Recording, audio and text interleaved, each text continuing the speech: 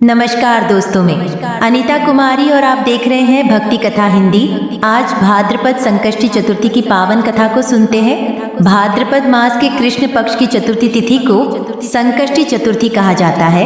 यह व्रत भगवान गणेश जी को समर्पित होता है और इसे संकटा चतुर्थी भी कहा जाता है। इस दिन व्रत रखने और चंद्रमा के दर्शन के बाद अर्घ्य देने से जीवन के संकट दूर होते हैं और मनोकामनाएं पूर्ण होती है।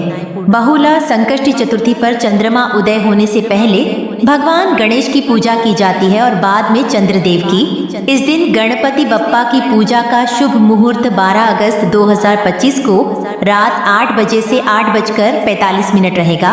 वहीं रात 8:59 पर चंद्रमा उदय होगा। अर्घ का समय रात्रि 8:59 पर चंद्रदेव को अर्घ दिया जाएगा। मान्यता है कि इस व्रत को करने से सभी विघ्न बाधाएं दूर होती हैं। संतान सुख, स्वास्थ्य लाभ और सफलता के लिए यह व्रत विशेष फलदायी है। गणेश जी के साथ चंद्रमा के दर्शन और अर्घ्य देने से पुण्य फल कई गुना बढ़ जाता है। प्रातः स्नान कर व्रत का संकल्प लें। गणपति जी की प्रतिमा या चित्र को लाल कपड़े पर विराजमान करें। धूप, दीप, फूल, दूर्वा और मोदक से पूजन करें। दिन भर निर्जला या फलाहार व्रत रखें। रात्रि में चंद्रमा को अर्घ्य देकर व्रत पूर्ण करें। प्राचीन काल की बात है, एक नगर में एक निर्धन ब्राह्मण परिवार रहता था। उस ब्राह्मण के घर में सदैव अभाव और कष्ट रहते थे। घर में खाने को अन्न नहीं होता, पहनने को अच्छे वस्त्र नहीं होते और परिवार दिन रात दुख में जीता था। ब्राह्मण की पत्नी अत्यंत धार्मिक और भगवान में अटूट आस्था रखने वाली थी। एक दिन वह अपनी पड़ोसन से बोली, बहन, क्या कोई ऐसा उपाय है जिससे मेरे घर के ये दुख दूर हो जाएं और सुख समृद्धि आ जाए? पड़ोसन बोली, बहन, हमारे गांव में एक वृद्धा रहती है। वह हर माह के कृष्ण पक्ष की चतुर्थी को संकष्टी चतुर्थी व्रत करती है। उसने बताया था कि यह व्रत भगवान गणपति को अत्यंत प्रिय है। इसे करने से सभी संकट मिट जाते हैं और घर में सुख शांति आती है। ब्राह्मण पत्नी ने उस वृद्धा से जाकर व्रत की विधि और कथा पूछी। वृद्धा ने कहा, यह व्रत दिन भर निर्जल रहकर करना चाहिए। रात्रि में गणेश जी की विधि विधान से पूजा कर चंद्रमा को अर्घ्य देने के बाद व्रत खोलना चाहिए। साथ ही संकष्टी चतुर्थी की कथा सुनना या पढ़ना आवश्यक है। पत्नी ने दृढ़ निश्चय कर लिया कि वह यह व्रत अवश्य करेगी। अगले माह भाद्रपद के कृष्ण पक्ष की चतुर्थी को उसने प्रातः स्नान कर व्रत का संकल्प लिया।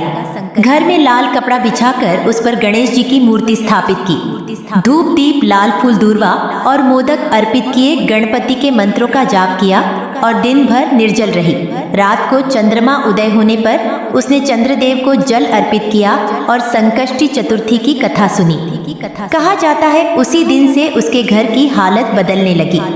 धीरे धीरे घर में अन्न धन की वृद्धि हुई, परिवार में खुशहाली आई और सभी रोग शोक मिट गए। शिव पुराण के अनुसार एक बार त्रेता युग में देवता, असुर और मनुष्य सभी संकट में पड़ गए थे। एक भयानक राक्षस ने तीनों लोकों में हाहाकार मचा दिया। कोई भी देवता उसका सामना नहीं कर पा रहा था।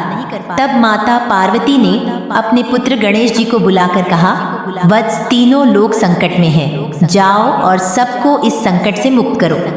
गणेश जी ने अपने एक दंत रूप में उस राक्षस का विनाश किया और देवताओं को भयमुक्त किया। इस घटना के बाद देवताओं ने कहा, हे विघ्नहर्ता, आपके पूजन और व्रत से हर प्रकार के संकट दूर होंगे। अतः यह व्रत संकष्टी चतुर्थी कहलाएगा और इसे करने से भक्त के सभी विघ्न बाधाएं नष्ट होंगी। जय श्री गणेश। वीडियो को लाइक और कमेंट करें, चैनल को सब्सक्राइब करें। दर्शकों, आप लोग भक्ति कथा हिंदी YouTube चैनल को सब्सक्राइब करें और प्यारे प्यारे भजन और कथाएं सुनें।